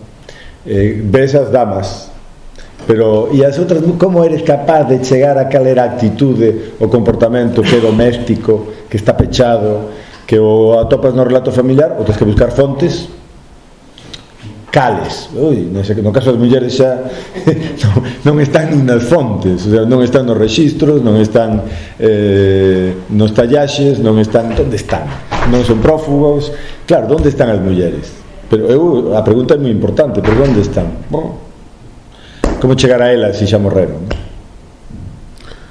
Pois eu Dionisio, ahondando, te quería dar os parabéns que non che dixen antes, porque é verdad que é moi importante que non só necesitamos estes relatos investigados con documentación, sino despois divulgados, porque o problema que temos en Galiza eu non sei, porque a teses de evaluar me acordei e me lembrei, pero que todo se divulgue, que todo eso o leamos e falemos, porque hai a divulgación culta de lectura e hai a divulgación popular de fama, non? Por chamar de unha maneira. E agora, recordando o que dixo o Tito, eu lembro-me, cando eu vivía na Pontepedriña, estes 17 anos, Pontepedriña, Castiñeiriño, hasta Lamas de Abade, e Santa Lucía, que era onde chegaba o territorio familiar, eu lembro-me que non se falaba de nada, pero había dos temas que eu recordo na fala popular. Era a xente que volveu de Cuba despois da pérdida de Cuba e as condicións en que chegaron, e a outra era a xente dos dedos, os homes que se cortaban os dedos, os rapaces, dicían, non eran homes, que se cortaban os dedos. E iso ali se falaba.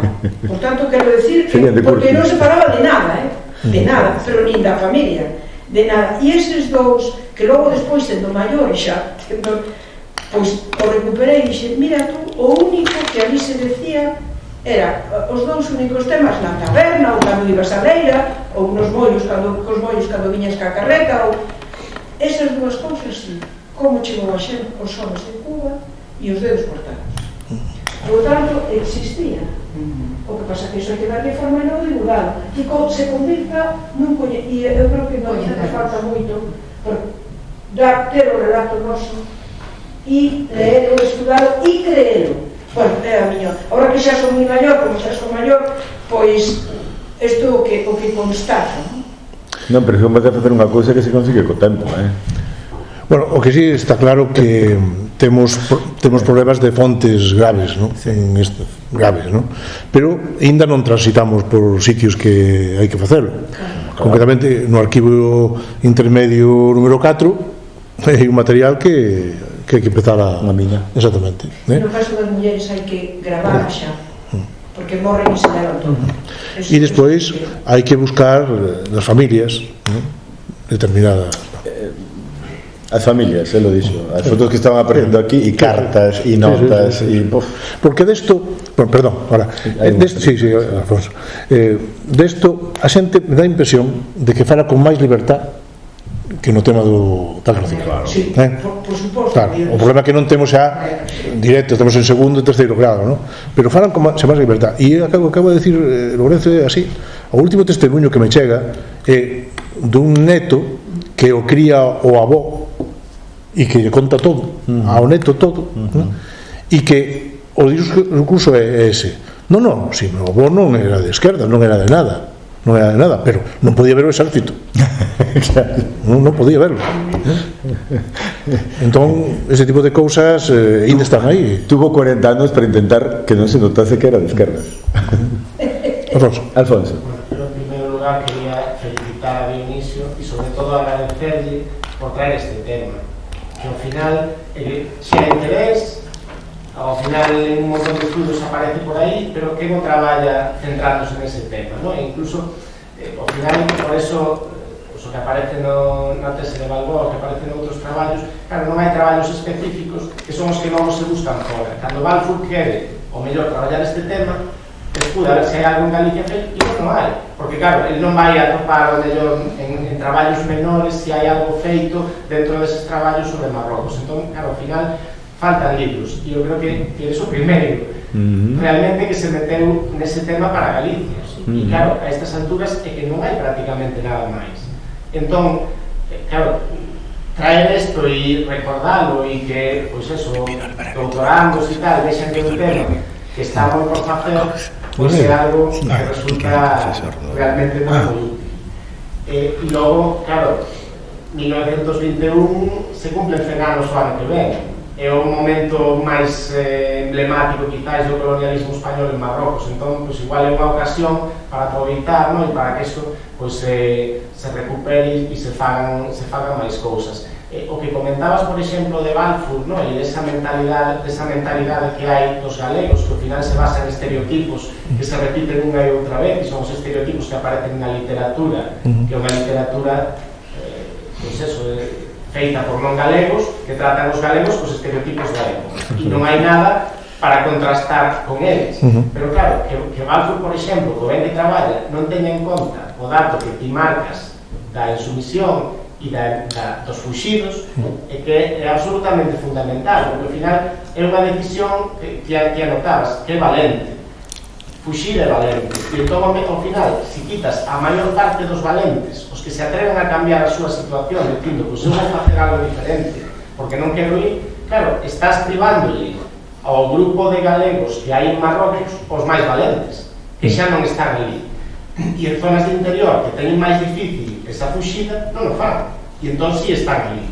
Entón, ese factor é que non pensar nel, e claro, a veces pois o que nos falta é que alguén nos dirixa cara a ese tipo de pensamentos. Entón, que ti anotes ese dato, pois ao final pode servir para que a partir de agora en os que traballen ese tema e os que o vexen teñan eso como un factor clave a hora de pensar que é o que pasa con isto.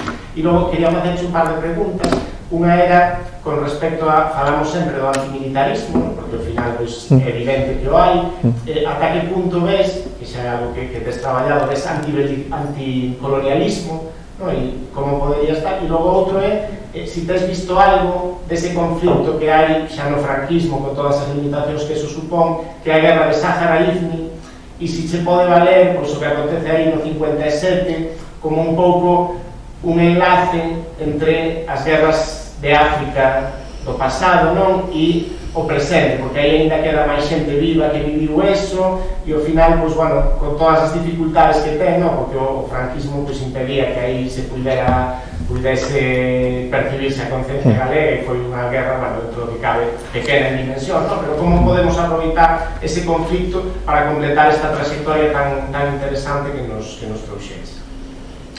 Bueno, na primeira cuestión, sí, creo que pódese dicer que non só os cronistas son un pouco, vamos a decirlo así, a voz dos que están alá, nos que están en filas, ¿no? E que falan de maneira matizada, porque en fin, non se podía decir calquer cousa, ¿no?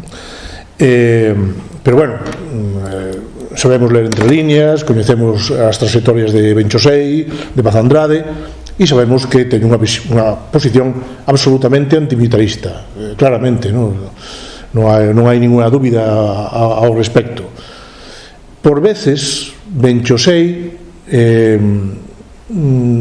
despliega unha certa empatía co outro, e por veces se recoñece a si mesmo como galego, recoñecendo aos outros como rifeños, ¿no?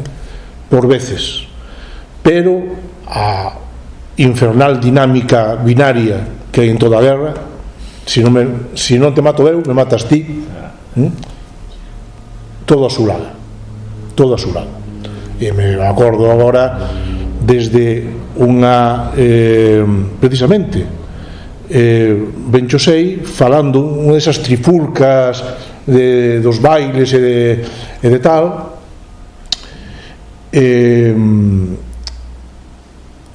non sei que vai... sí e que entón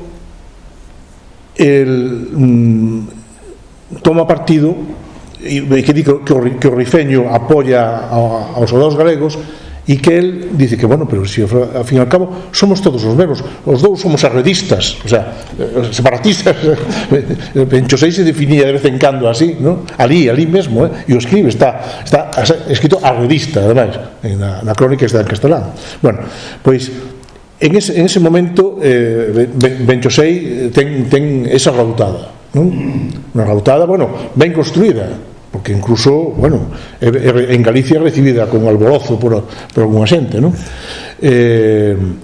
Pero pouco despois, un par de meses despois, describe unha situación brutal na que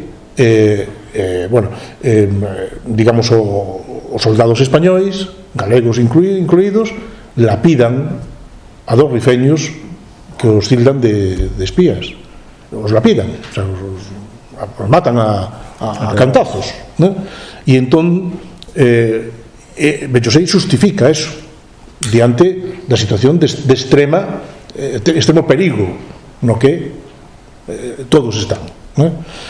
E un pouco elevado por eso chega un momento tamén que Benchosei louva a combatividade da legión, onde hai, por certo, moitos ourensáns que tocan a gaita e hai un coro galego dentro da sexta bandeira da legión, ¿no? Bueno, é dicir, a Benchosei a situación non lle beneficia en nada para ter unha visión anticolonial en absoluto, nin a él, nin a Mesejo, nin tal, inda que e tamén se pode decir que dentro da esquerda española e dos nacionalismos periféricos a actitude anticolonial é mínima. Empeza a tela o Partido Comunista, o Partido 23, ¿no? E posteriormente nos anos 30, obviamente, e tamén a CNT, pero na República. Pero neses anos únicamente a corrente Aberri, que dará despois a ANV, a Nación Nacionalista Vasca, ¿no? É dicir, escindidos da Comunión Tradicionalista Vasca, do que será o PNV, ¿no? É a única corrente que mantén unha actitude claramente anticolonista, recoñecendo que os rifeños están a levar unha loita de liberación nacional e que a loita de liberación nacional vasca de alguna maneira tamén se retroalimenta coa que se está a levar ali. En Cataluña hai algo dentro do nacionalismo catalán, pero moi minoritario. En a Galiza, máis que corrente, son individualidades que manteñen unha postura dese estilo. E concretamente esas tres que se me referín, bueno, a Manuel Antonio, Xaime Quintanilla e tamén Ramiro Illa Couto. Entón, as actitudes anticolonialistas son mínimas dentro do Estado español e únicamente relevantes, como digo, en Euskadi.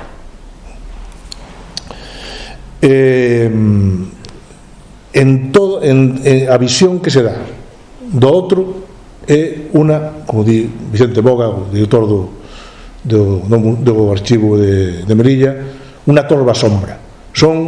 Están na paisaxe, unha paisaxe hostil, pero nunca son protagonistas da revolta que eles protagonizan de alguma maneira. Non son protagonistas para os escritores, para os políticos de todo o Estado español. Están sempre en segundo plano, sempre. E os nacionalismos si recoñecían o dereito de Polonia, o dereito de Irlanda, o dereito, en fin, de calquer sociedade europea a decidir.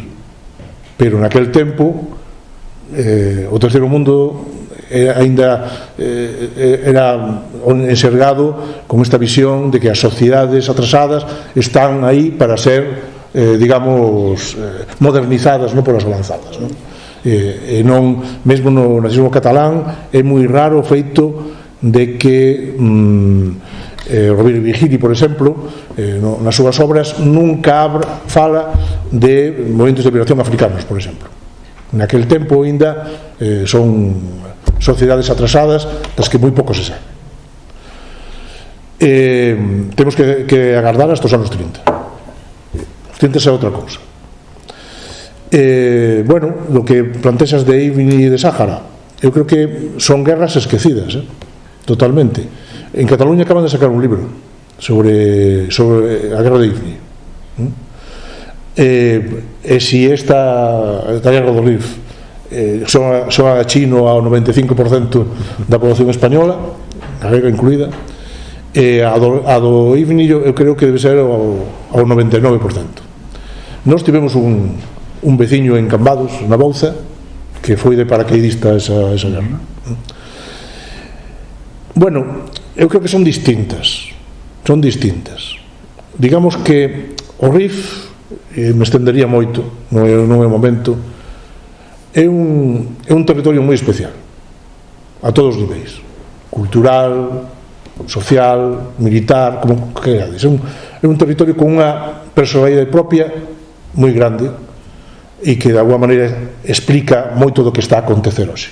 É complexo, de todas maneiras, é complexo, pero é unha sociedade diferenciada, porque tamén é unha sociedade non árabe, que ainda a xente dalle con o árabe, e cada vez que dis árabe ali se poñen como motos, ¿no?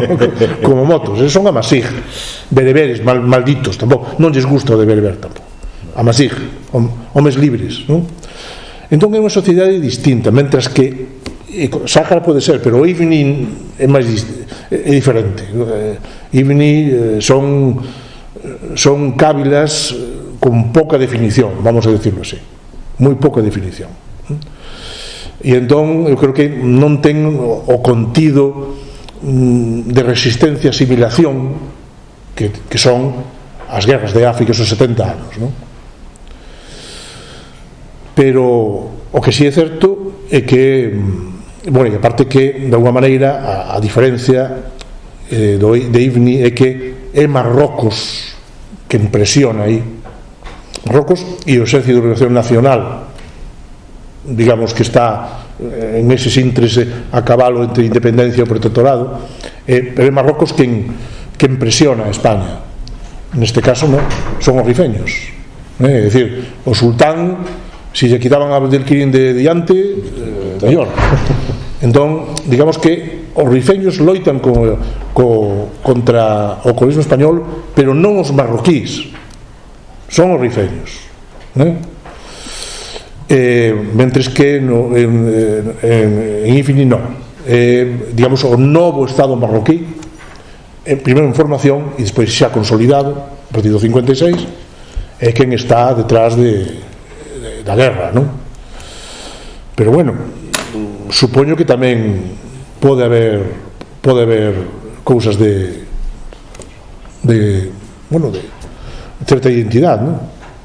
Home, o primeiro é que é unha guerra esquecida e na que os soldados non teñen voz por ningures, e en terceiro lugar que é unha guerra que os soldados lles importaba tres pitos, aquelo non iba con eles para nada, non?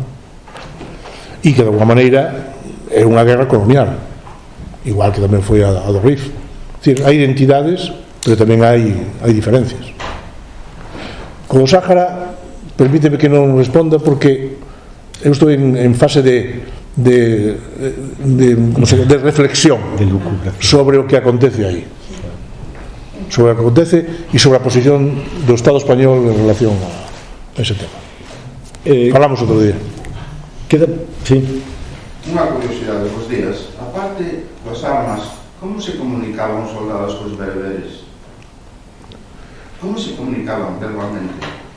Bueno, os amasig aprenden idioma rápido, moi rápido, decir, pero hoxe mesmo ti vas ali e calquer persoa de máis de 50 anos sabe falar español con bastante corrección, e os rapaces que queren aprenderlo aprenden con moita máis rapidez que nós ao revés, entón, bueno, hai unha certa mestura. Son temas, en fin, que nos vemos un pouco por aí, pero dentro do Corpo Superior Español, como vimos tamén unha foto de un tal, hai un certo influencia orientalista, ¿no? O sea, e hai non poucos como se chama interventores que les gusta vestirse con roupas árabes, aprenden a falar o tarifit, o árabe tamén, e toman costumbres, entre elas fumar gif, hábitos de Alá. É dicir, que hai unha corrente orientalista que non ten nada que ver coa actitude, digamos, beligerante, violenta desas mesmas persoas. É dicir, por exemplo, en este libro hai unha foto onde está a plana maior da Delegación de Asuntos Indígenas, da Policía Indígena, que era a que actuaba, digamos, infiltrándose, digamos, en os espías, ¿no? Onde está un conspicuo, en fin, violador, ¿no? O capitán José María Pomés. Bueno, pois teño unha foto deste José María Pomés, que é un elemento tremendo, vestido, como se chama, con roupas bereberes, tomando té, e me consta que un home que falaba tanto tarifí como árabe. Era igual que hoxe, en Seral, en Marrocos, a xente lle gusta comunicarse, e cando alguén lle gusta, quer comunicarse, comunica dunha maneira e de outra, e cando eso ten un mínimo de tempo, o normal é que fales os idiomas con unha mínima posibilidade de intercambiar. No, iba a decir eu que como os galegos en Francia. Claro. Eu dixo, falando coa intervención anterior, o tema de INI e demais,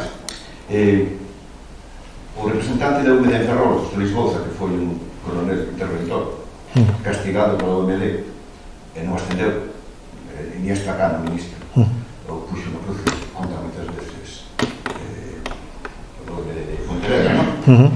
El, o tema de INI, que estaba disposto a publicar polo menos os mortos militares na guerra, os 400 e pico, por certo, a maioría eran paracaidistas, era colonial, e estaba disposto a publicarlos. Estou falando do ano 2001. Os problemas, porque era militar, e dos arquivos xa imaginas porque non sacou ele.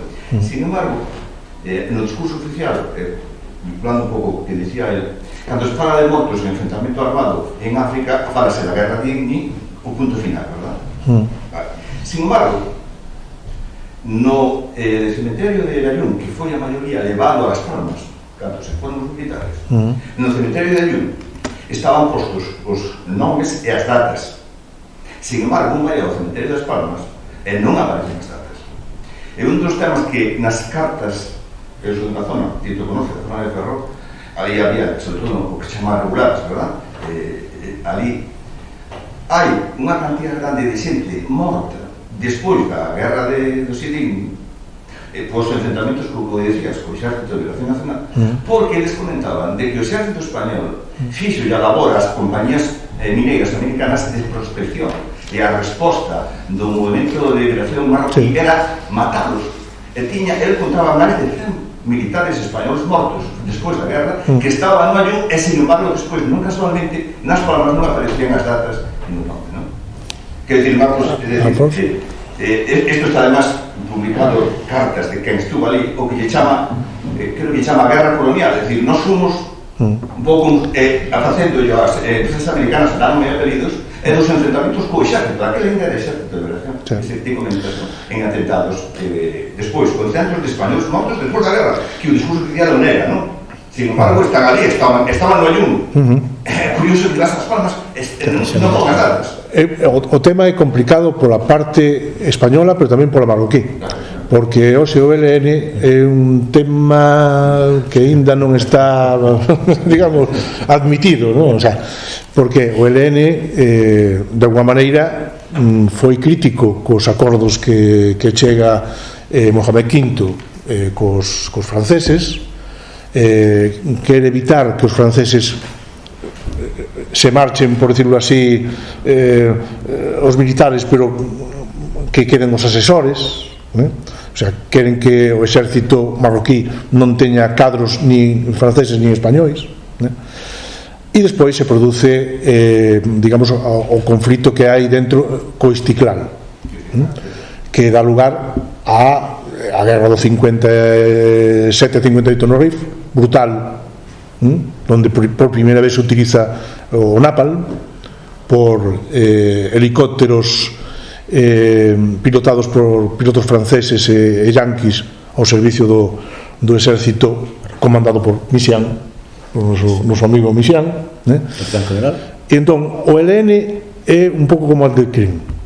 O seu estado marroquí, Abdelkrim, hai rúas Abdelkrim, se chaman presas, o sea, oficiales, pero o que o pensamento de Abdelkrim está claramente tutelado, o sea, mesmo a volta dos restos de Abdelkrim que están en el Cairo sigue sendo un problema político de primeira orde no Rif, de primeira orde, e despois co ELN pasa algo semellante, o ELN parte foi incorporado ao exército marroquí, pero outra parte se negou e continuou combatindo en Ibni e no Rif, e ademais con vínculos con Abdelkrim que está en el Cairo.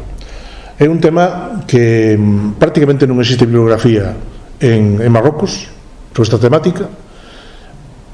Bueno, a xente que coñecemos sabemos que hai dificultades nos archivos nos archivos de alí para avanzar en esta temática. Entón, pois, se ainda por riba mesturamos con unha guerra colonial e cos españois con demasiada, tampouco sin moitas ganas de transparencia, o tema é complexo, non? Bueno, eu casi temos que pechar, pero eu quería facerlle unha pregunta, aparte de agradecerlle, xa yo agradecín antes de falar, porque xa sabía que nos iba a gustar e todo o que nos iba a contar, unha parte do que nos iba a contar, a mí xa me contara, xa me fora avanzando algunhas cousas moi interesantes, pero hai só unha pregunta que queria facer e un comentario que queria facer en relación tamén co que decía Alfonso, xa que saliu tanto aquí Balfour, non? E que eu recordo, ele estuvo aquí, traballou, pero, bueno, eso tamén nos enseña un pouco como construímos a historia. O sea, Balfour veu aquí a demostrar o que quería demostrar, non a encontrar o que non quería encontrar. Balfour estudiara Cataluña, estudiara o antifranquismo catalán, e non tiña unha imaxe nos cataláns que tamén leva para o pasado. E en relación con eso, hai unha cosa que se quería preguntar, porque eu, despois de ler o libro de Lorenzo Silva, que non sei se che falei del. Sí, pero non. Bueno, Lorenzo Silva ten un libro, ainda que ele é escritor de ficción, fixe un libro que non é de ficción, porque, vamos, está construído como, digamos, con fontes, con documentación, indicando cando ficciona porque non pode ir máis alá, e é sobre Aranguren, sobre este general Aranguren do que falabas ti, non? E además traballa moito con Galicia, con esa familia e tal. Se chama Recordarán tu nombre. E claro, a mí unha das cousas que me descubre ese libro, que era un pouco que che quería, non sei se alguna vez che comentei, creo que non, e estamos aquí falando desto, me parece importante, tanto Balfour como Preston, como toda a historiografía anglosaxona e Raymond Carr, que parten dunha idea, e é o exército colonial español africanista foi o que deu o golpe de Estado 36, e a iso se debe unha parte da violencia exercida en España, donde trataban aos obreiros como se foran das cávilas, ¿no? E esa é unha interpretación que a mí nunca me acabou de convencer e que cada vez me convence menos, a raíz do que ti contas aquí e a raíz de outras cousas que vamos vendo, ¿no? E por exemplo dese libro. Por qué?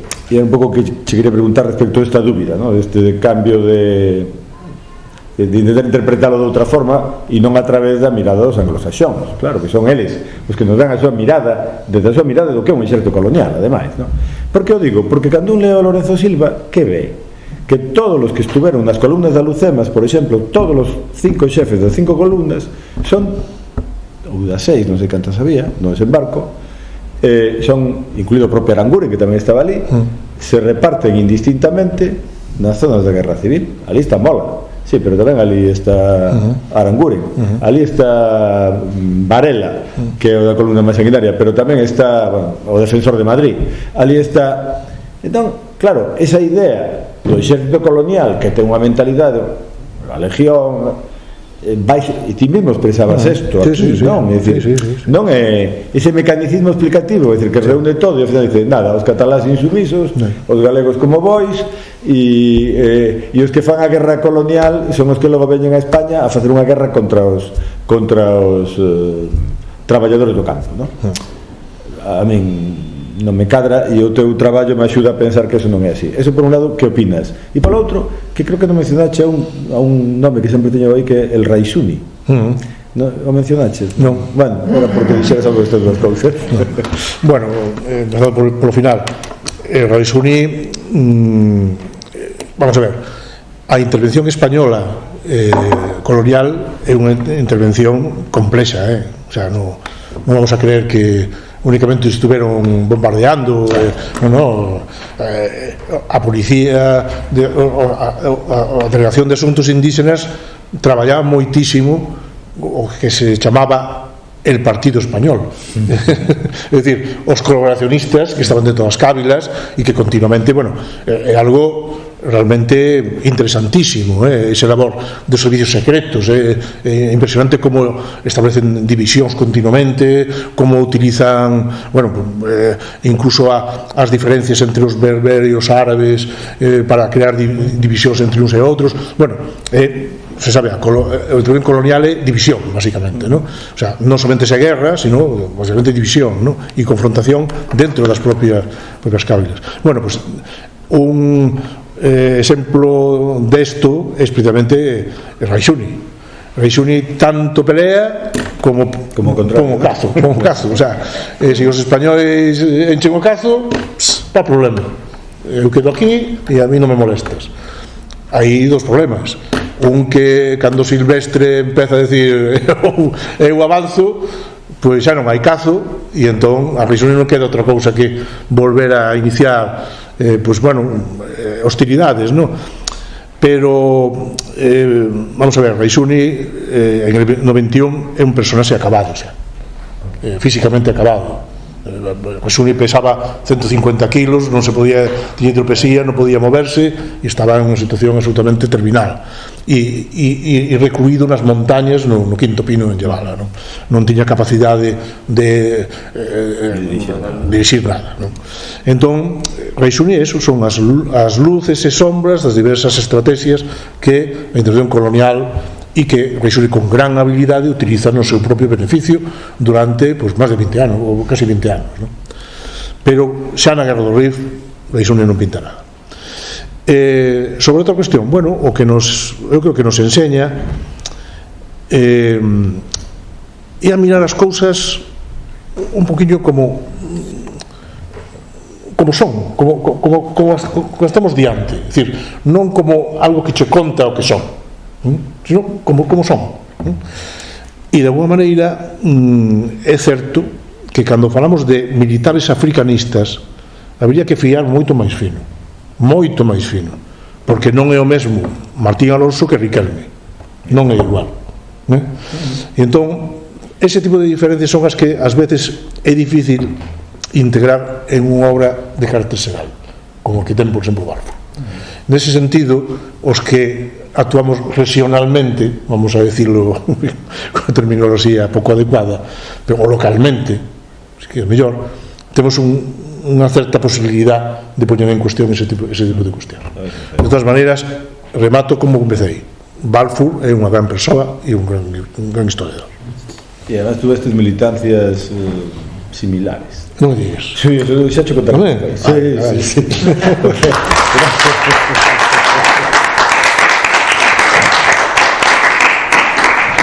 Que outro? Claro. Non sabía. Home, claro. Pois que non dimitín deso. Non sabía.